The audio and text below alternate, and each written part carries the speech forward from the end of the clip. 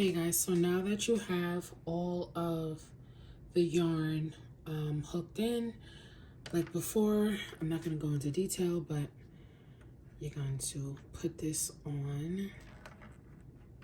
Make sure it's down in there.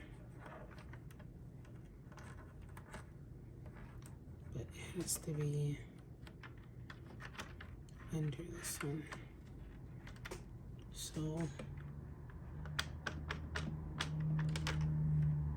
okay. So now all I'm gonna do is go around and maybe for a couple of rows, and then I'll show you guys when I come back how to change colors.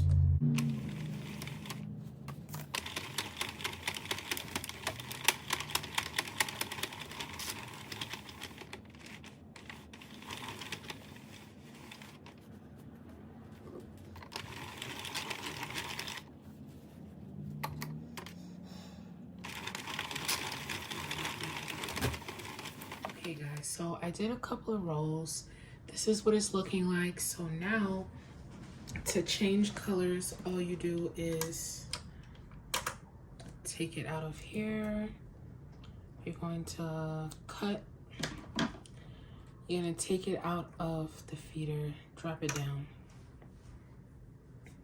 You're gonna get your color of choice, and my color of choice is green. And basically, you just drop it down next to the one that you had already. Make sure it goes under the white. And down into the feeder. Make sure the white peg catches on. And you just go as usual. And as you can see, it's catching the green. And this, guys, is how you change colors. And I'm just gonna keep going. Sorry, I have to pull a little bit more yarn out. I'm just gonna keep going until